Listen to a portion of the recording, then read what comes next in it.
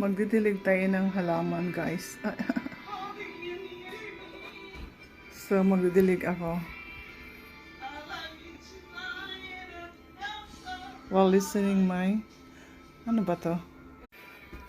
Na lang na naiwan sa mga halaman ko kasi nagkaroon sila ng infection disease. Oh my God, no. Ano nangyari?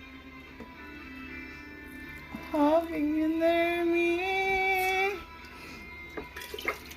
I love you tonight until you go away.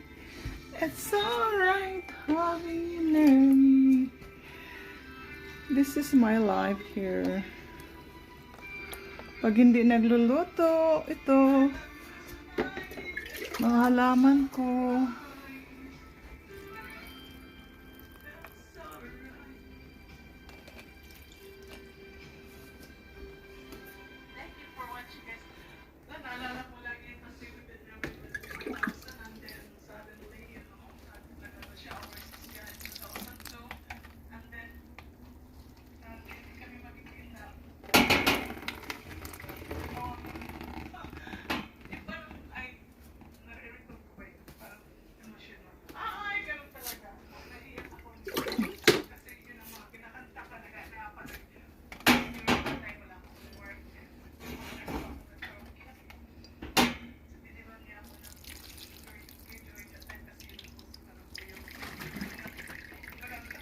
So this is from the Philippines, my native country.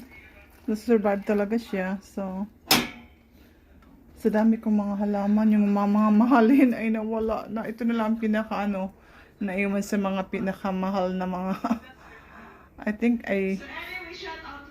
yung isa talaga na like $100, yung ang namatay. Ito parang 75 ito during the pandemic. Ang isa nito is 75. Ang liit-liit pa nito. Okay, so I think this is 38 or 40 something. This is $38 yung binili ko. Maliit pa yan, guys. $38.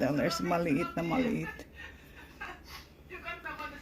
Yan lang, guys. That's yun na lang yung plants ko dito. So this is collection of Hoya plants. Ayan na lang yung mga Hoya plants ko. Na-survive. Ayan. Ang cute talaga. Dito. Yan lang siya. Simple as that.